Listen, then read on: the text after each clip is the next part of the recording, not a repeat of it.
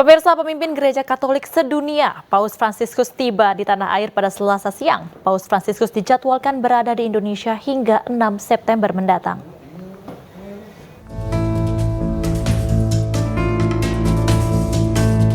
Paus Fransiskus tiba di Bandara Soekarno-Hatta, Tangerang, Banten menggunakan pesawat komersil dari maskapai Alitalia pada Selasa siang. Menggunakan kursi roda, Paus turun dari pesawat dan disambut pemerintah yang diwakili Menteri Agama serta perwakilan Vatikan di Indonesia. Dari bandara, Paus menggunakan kendaraan jenis minibus dan dikawal ketat menuju Kedutaan Besar Vatikan di Jakarta Pusat. Dan tadi beliau menyampaikan pesan bahwa pentingnya bagaimana kita menjaga dialog antar iman. Karena dialog antar iman itu menjadi kunci bagi toleransi dan perdamaian dunia. Saya kira ini juga hal yang akan nanti dibicarakan bersama dengan Presiden Jokowi besok hari, dan insya Allah saya juga akan mendampingi beliau. Dan acara di Istiqlal nanti juga penting, karena setelah pertemuan dengan Presiden, nanti beliau akan melanjutkan di Istiqlal ada acara Interfaith Dialogue. Kedatangan Paus juga disambut antusias oleh warga.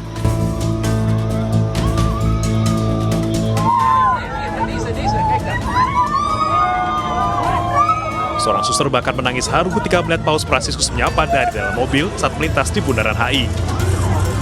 Dari di belakang begitu lewat, ketika memberikan salaman Viva Pope, Viva Padre, itu artinya hidup Bapak. Itu ada rasa bangga sekali, bangga, terharu, dan saya bangga dengan Indonesia ya. Maksudnya negara Indonesia negara yang terbesar Muslim di dunia, tapi begitu sukacita menerima pemimpin agama Katolik, pemimpin kami di tempat ini. Paus Fransiskus dijadwalkan berada di Indonesia pada tanggal 3 sampai 6 September 2024. Usai dari Indonesia, Paus akan melawat ke negara-negara lain seperti Papua Nugini, Timor Leste, dan Singapura. Tim iNews melaporkan. Pemirsa, momen bahagia mewarnai kedatangan Paus Fransiskus di Bandara Soekarno-Hatta, Tangerang, Banten. Dua orang anak yang mengenakan baju adat Jawa dan Papua mendapatkan cindera mata berupa rosario usai memberikan bunga selamat datang kepada Paus Fransiskus.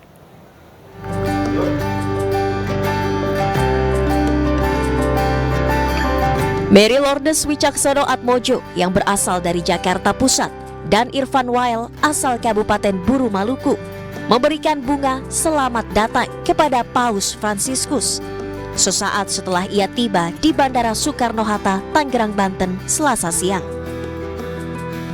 Usai menerima buket bunga, Paus terlihat memberikan cindera mata untuk kedua anak yang masing-masing berusia 6 dan 12 tahun ini.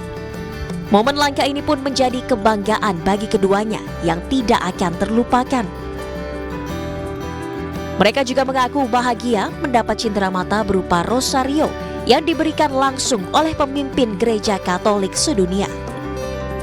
Kamu juga dikasih sesuatu ya? Itu dikasih apa? Boleh tahu? Apa? Rosario. Oh, rosario. Dibawa nggak rosarionya? Simpen ya? Waktu dikasih tahu mau bawa buket bunga buat Paus, gimana perasaannya? Dikasih tahunya hari apa? Sabtu. Hari Sabtu. Terus tadi kan dikasih juga sama Paus ya, itu apa? Dikasih apa tuh tadi?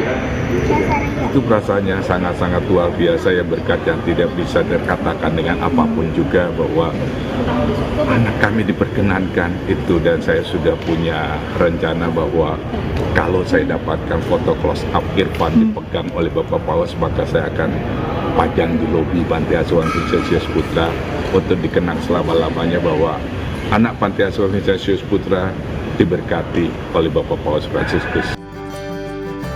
Diketahui Paus Fransiskus tiba di Indonesia melalui Bandara Internasional Soekarno-Hatta pada pukul 11.31 waktu Indonesia Barat Selasa siang. Paus dan rombongan melanjutkan perjalanannya ke Kedubes Vatikan yang berada di Jakarta dan akan menghadiri beberapa rangkaian kegiatan hingga 6 September mendatang. Dari Tangerang, Banten, Hasnugara, iNews melaporkan.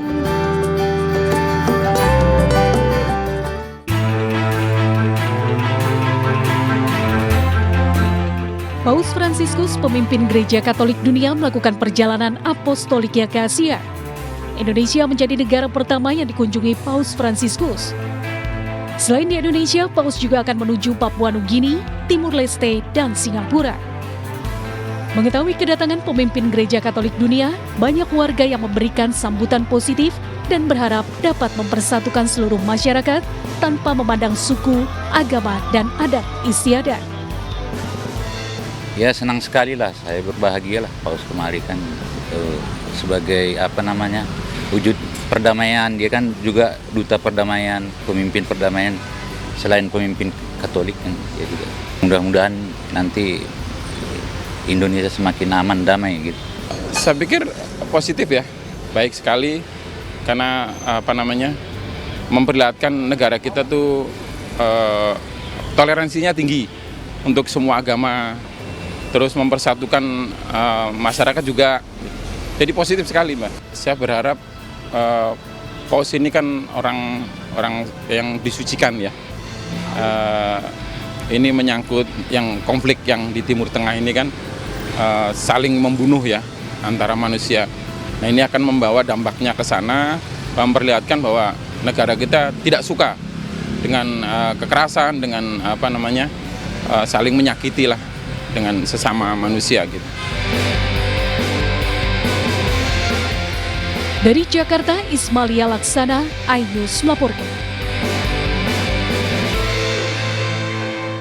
Saya sudah lama mendengarkan ini ya, mendengarkan atau berita yang menyatakan bahwa Paus Fransiskus akan mendatangi Indonesia.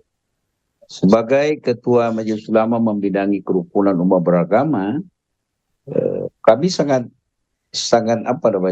bahagia ketika seorang pemimpin agama dunia itu datang ke Indonesia dan melihat Indonesia bagaimana sebetulnya Indonesia sebagai sebuah negara yang besar, tetapi sebuah negara yang besar itu adalah sangat mengagungkan toleransi. Siapapun yang datang sebagai pemimpin agama itu akan kita sambut dengan sebaik-baiknya. Dan tentu dia akan melihat Indonesia sebagai sudah negara yang begitu ramah, Indonesia yang begitu sangat toleransi dan tidak ada permasalahan konflik agama di Indonesia. Oke, dari beberapa agenda yang sudah terjadwal, besok direncanakan Paus juga mengunjungi Masjid Istiqlal dan melihat bagaimana terowongan silaturahmi ini dibangun antara Masjid Istiqlal dan katedral. Menurut Anda, pesan apa yang memang sangat lekat dari simbol tersebut yang memang harus diketahui oleh Paus Fransiskus? Terowongan bawah tanah ya yang menghubungkan antara katedral dengan Istiqlal itu kan baru dibuat beberapa tahun yang lalu. Sekarang sudah selesai dan akan sekalian diresmikan dan akan dilihat oleh Paus secara langsung. Dan terowongan ini adalah kita sebut dengan terowongan silaturahmi. Artinya hubungan antar agama Katolik dan juga dengan Islam itu adalah sebuah kekuatan yang sangat erat kaitannya, dan kedua tempat ibadah ini adalah merupakan simbol daripada begitu kuatnya hubungan antar agama di Indonesia, terutama di Jakarta, sehingga ini adalah merupakan sebuah monumen yang akan bisa menjadi penghubung bahwa tidak ada permasalahan di Indonesia tentang beragama. Pemirsa, selama 3 malam berada di Jakarta, Paus Fransiskus menolak menginap di hotel. Paus Fransiskus memilih tinggal di Kedutaan Besar Vatikan. Paus juga menolak menggunakan kendaraan mewah dan memilih menaiki minibus selama berkegiatan di Indonesia.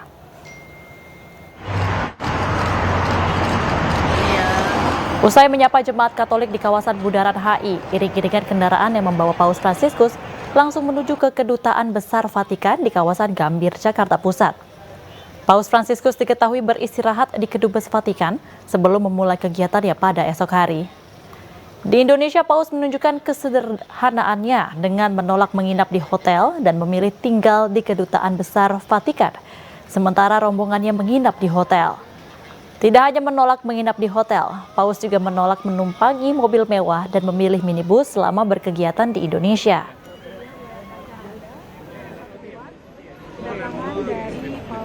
Ya, saya kira ini luar biasa kesederhanaan beliau.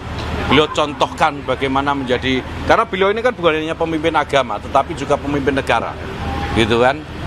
Beliau ini pimpinan tahta suci Vatikan, dan dengan kesederhanaannya beliau tunjukkan itu. Beliau tunjukkan bagaimana beliau memilih kendaraan pun dengan cara yang sangat sederhana gitu. Dan ini patut untuk dicontoh, saya kira itu. Dalam rangka mengabadikan kunjungan Paus Fransiskus ke Indonesia, PT Pos Indonesia menerbitkan perangko edisi khusus Paus Fransiskus. Perangko edisi khusus ini diproduksi secara terbatas, di mana PT Pos hanya menerbitkan 4.000 lembar. Perangko edisi khusus Paus Fransiskus merupakan penanda sejarah atas kunjungan Paus Fransiskus ke Indonesia setelah kunjungan kedua pemimpin Vatikan, Sri Paus Johannes Paulus II pada tahun 1989 silam. Perangko edisi khusus memiliki desain warna putih dan merah dan dipasarkan dengan harga Rp7.000 per item dan Rp63.000 untuk satu set. Meski hanya diproduksi 4.000 lembar, namun PT Pos Indonesia akan mendistribusikan perangko edisi khusus Paus Fransiskus di Indonesia dan ke seluruh dunia.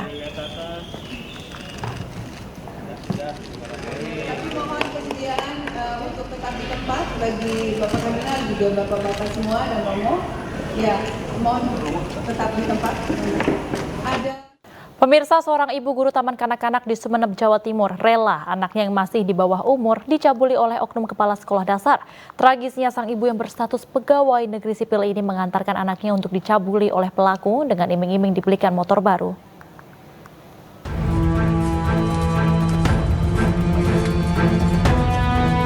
AJ, PNS yang menjabat sebagai kepala sekolah dasar di Desa Kalianget, Kecamatan Kalianget, Sumeneb, Jawa Timur, menjadi pelaku pencabulan terhadap korban T yang masih berusia 13 tahun. Mirisnya, aksi pencabulan tersebut atas restu E, sang ibu korban. Bahkan, setiap kali akan dicabuli, ibu korban yang mengantar sendiri ke rumah pelaku. Diketahui pencabulan ini beralasan ritual pesugihan dan korban diiming-imingi sebuah sepeda motor. Dari hasil penyelidikan sudah terjadi 5 kali. Dengan lokasi yang sama atau berbeda? Lokasi berbeda, yang 3 di Sumeneb, yang 2 di hotel salah satu Surabaya. Alasannya ritual biar tidak diketahui hubungan perselingkuhan antara tersangka dengan ibu korban yang sudah berjalan sejak lama. Terkait iming-iming lain mungkin ada? Iming-iming lain bahwa nanti korban akan dibelikan atau dijanjikan motor Matic. Oknum kepala sekolah dan ibu korban saat ini diamankan oleh Polres Sumeneb. Akibat perbuatannya, oknum pelaku kepala sekolah dan ibu korban dijerat pasal perlindungan anak dan tindak pidana perdagangan orang dengan ancaman hukuman 15 tahun penjara. Dari Sumeneb, Jawa Timur, Abdul Rahim, iNews melaporkan. Jelang sidang peninjauan kembali para terpidana kasus pembunuhan Vina dan Eki, sejumlah rekan para terpidana memasang spanduk dukungan. Rencananya warga Kelurahan Karya Mulia juga akan menggelar doa bersama selama semalam.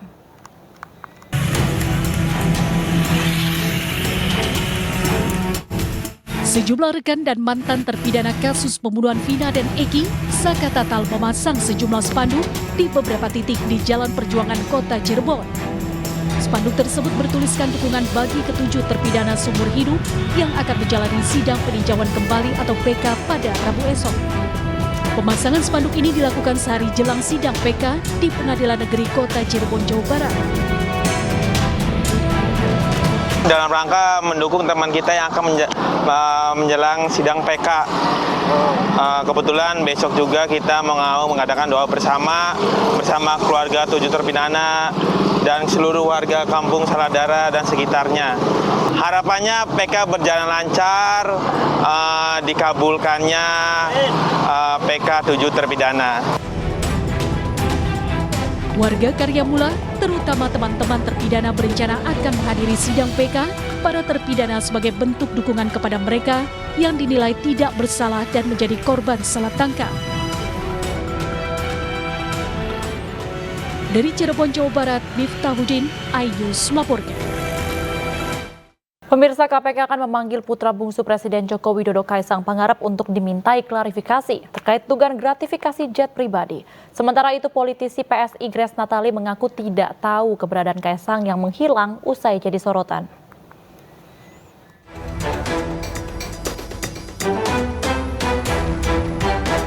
Usai jadi sorotan terkait dugaan gratifikasi pesawat jet pribadi, putra bungsu Presiden Joko Widodo sekaligus Ketua Umum PSI Kaisang Pangarep dan istrinya Erina Gudono menghilang.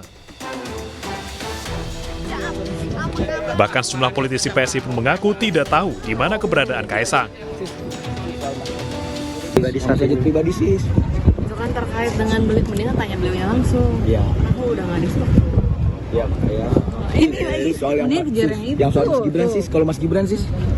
Yang rame kemarin sih di. Kan belum pasti ya, nggak tahu itu punya beliau apa enggak. Berarti harus diverifikasi dulu belum? Dipastikan dulu. Yang itu lebih penting jam. Mas Kaisang sekarang di mana? Iya sih, sekarang di mana sih Mas Kaisang? Nah, saya udah nggak di struktur, jadi nggak mantau hari-hari. Cek dulu, ntar salah lagi informasi saya dari saya. Masih di US? Belum saya cek. Sementara itu, Komisi Pemberantasan Korupsi berencana memanggil Kaisang Pangarep atas dugaan penerimaan gratifikasi. KPK akan mengirimkan surat undangan kepada Kaisang untuk klarifikasi. Klarifikasi ini guna mencari jawaban apakah fasilitas yang diterima Kaisang ada kaitannya dengan penyelenggaraan negara. Kini KPK tengah menyusun daftar pihak yang akan diperiksa. KPK itu hanya berwenang memeriksa gratifikasi kalau menyangkut penyelenggara negara. Saya sampaikan iya, ya kan gitu kan. Kenapa kami membutuhkan penjelasan dari Saudara Kaisang terkait hal ini? Karena kami menduga patut diduga itu ada kaitannya dengan penyelenggara negara. Kan kita tahu kan orang tua dari Saudara Kaisang seperti itu, gitu kan. Sementara itu, orang dekat Kaisang sekaligus Wakil Ketua TKN Prabowo Gibran menyebut Kaisang merupakan seorang pengusaha yang wajar bila menumpangi jet pribadi. Dengan lahirnya logikanya sangat mustahil ya, tapi ya silakan aja kalau ada yang memang mau menyelidiki ya, karena memang Mas Kaisang ini adalah juga seorang pengusaha dan ada temannya juga yang di private jet itu mereka memang pengusaha gitu. Jadi saya sendiri juga seorang pengusaha ya, jadi saya pikir masyarakat banyak juga yang menggunakan private jet gitu. Jadi bukan suatu hal dosa besar ya orang menggunakan private jet gitu, sepanjang tidak menggunakan ini atas fasilitas negara atau uang hasil korupsi atau kejahatan. Sebelumnya dugaan gratifikasi berkembang usai Erina Gudono mengunggah foto pesawat dalam perjalanannya ke Amerika Serikat di media sosial. Diketahui pesawat itu merupakan jenis Gulfstream G65OER milik perusahaan besar yang menjalin kerjasama dengan Pemkot Solo saat masih dipimpin kakak Kaisang Gibran Rakabuming Raka. Tim Liputan iNews melaporkan. Pemirsa, Pemprov DKI Jakarta kembali menggelar simulasi makan bergizi gratis di Sekolah Dasar Negeri Gunung 01 Kebayoran, Jakarta Selatan. Sebanyak 650 porsi dibagikan ke seluruh siswa dan memastikan setiap makanan yang diberikan telah teruji kualitas dan kesehatannya.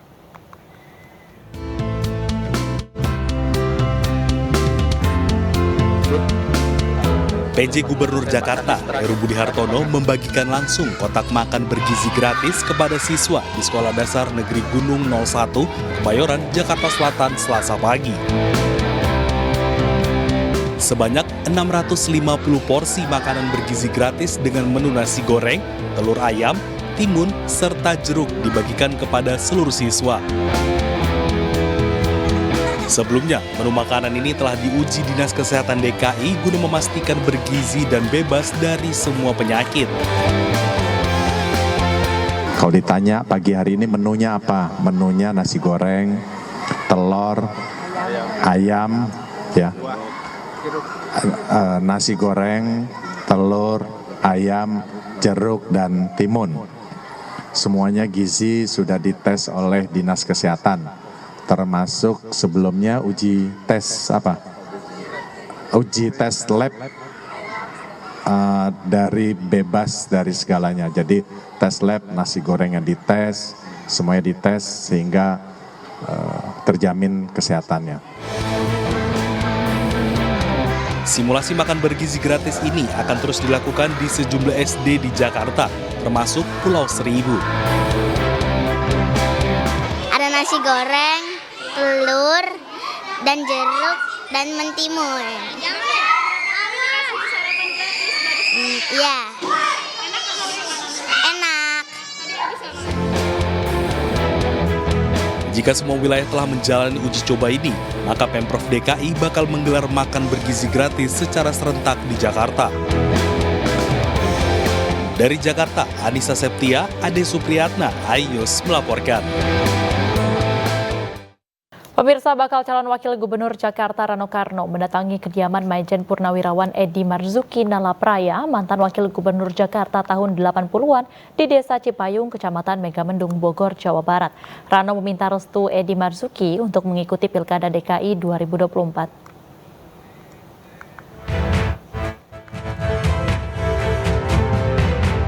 Bakal calon wakil gubernur Jakarta Rano Karno mendatangi kediaman Maijen Purnawirawan Edi Marzuki Nalapraya, mantan wakil gubernur Jakarta tahun 84 hingga 87 di Desa Cipayung, Kecamatan Megamendung, Bogor, Jawa Barat. Kedatangan Rano ke kediaman Edi Marzuki untuk meminta doa restu sekaligus konsultasi tentang pencalonannya. Edi Marzuki Nalapraya juga merupakan bapak pencak silat dunia. Dari pertemuan ini, Rano juga berharap pencak silat bisa terus dilestarikan karena merupakan bagian dari warisan budaya Indonesia. Jadi memang sangat wajar lah saya minta doa. Nah inilah artinya silaturahim ini tidak terputus. Mudah-mudahan amal ibadah juga tidak terputus. Ada harapan. Saya manggil Kong Edi, pencaksilat itu harus berdiri sendiri. Karena apa? Pencaksilat itu adalah budaya. Dia bukan hanya itu bela diri, tapi itu adalah kultur, dia budaya. Nah, itulah harapannya. Yang sangat wajar itu bagi seorang, apalagi beliau ini kan ini tokoh dunia bukan tokoh Indonesia gitu. Makanya mungkin ada rencana mungkin mau bikin museum pencaksilat di sini, karena ya inilah ruhnya kebudayaan itu. Rano Karno maju di Pilkada Jakarta 2024 mendampingi Pramono Anung diusung Partai PDI Perjuangan. Dari Bogor, Jawa Barat, Wildan Hidayat, iNews melaporkan. Pemirsa, Deddy Mulyadi siap melawan 3 pasangan lainnya dalam Pilkada Jabar 2024. Deddy tidak gentar dengan lawan-lawannya yang merupakan ketua umum partai hingga selebritas. 4 pasangan calon siap bertarung dalam Pilkada Jawa Barat 2024. Salah satunya Deddy Mulyadi Erwan Setiawan. Diusung 14 partai, Deddy Mulyadi tidak gentar melawan para pesaingnya. Mulai dari Ketua Umum PKS Ahmad Syahiku hingga selebritas yang menjadi bakal calon wakil gubernur seperti Ronald Surapraja dan Gita KDI. Meski tak gentar, Deddy mengaku tidak punya strategi khusus untuk menang dalam Pilkada Jabar. Nanti strategi apa Pak nanti butuh? Saya nggak punya strategi apa-apa. Saya kan dari dulu kalau berpolitik nggak pernah berstrategi. Strategi saya itu adalah berbuatlah baik pada warga, jangan hanya untuk kepentingan pilgub. Udah aja terus, saya nggak punya berstrategi. Saya makan gini aja dari dulu nggak berubah, gitu loh. Nggak punya strategi apapun. Saya yakin betul rakyat Jawa Barat itu punya pikiran dan punya hati, dan dia akan memilih pemimpin yang konsisten untuk kepentingan warga. Kalau keberadaan selebritis sendiri yang ikuti pilgub sekarang Pak, ada pengaruh juga? Oh, santai aja. Sekarang tuh gini loh, di era media sosial ini sulit kita menyebutkan selebriti. Mantan Bupati Purwakarta 2 periode ini mengaku terus bertemu dan melayani warga tanpa terikat urusan politik seperti Pilkada Jabar. Pemirsa, Nisya Ahmad menjadi sorotan publik usai dilantik jadi anggota DPRD Jawa Barat 2024-2029. Adik Raffi Ahmad tersebut melenggang ke kursi legislatif setelah Thorik Nasrullah Fitriah, kader PAN, mengundurkan diri.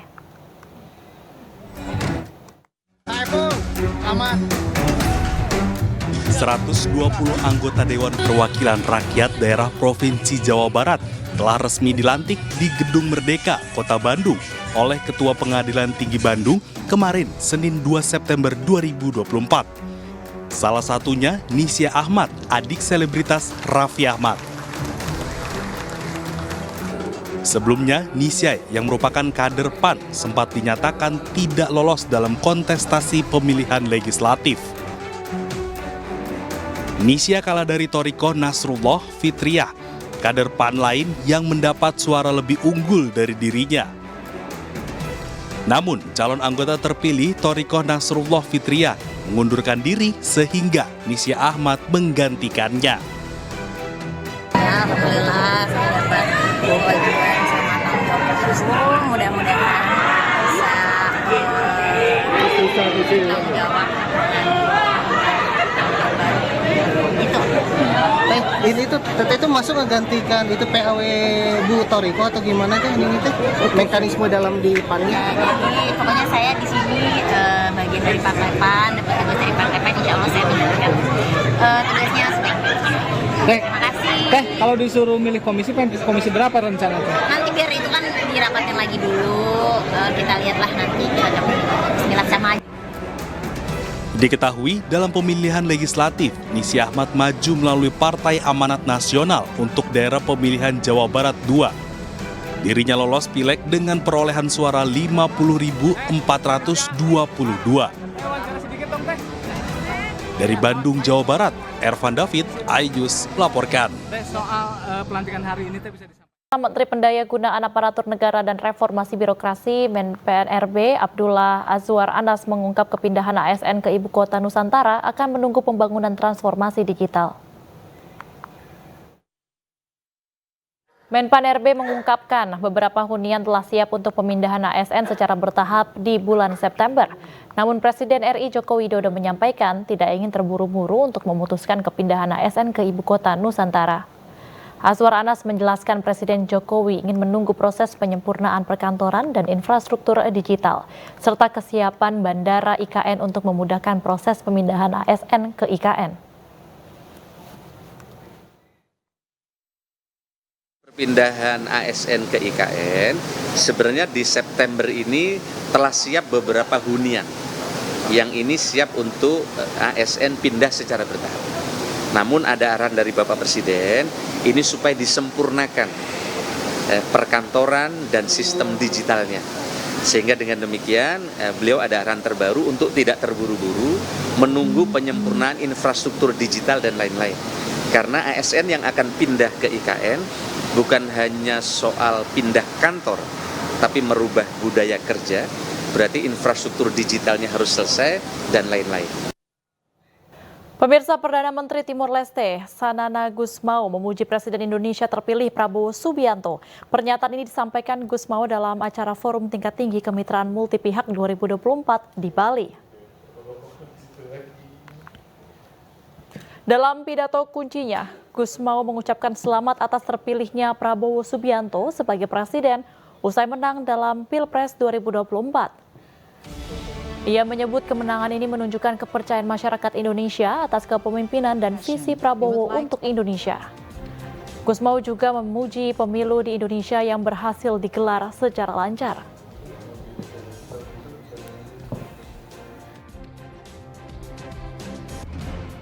I would also like to congratulate President-elect Prabowo Subianto on his election victory.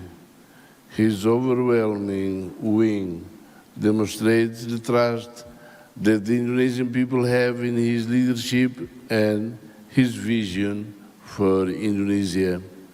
I am confident that he will be an outstanding president.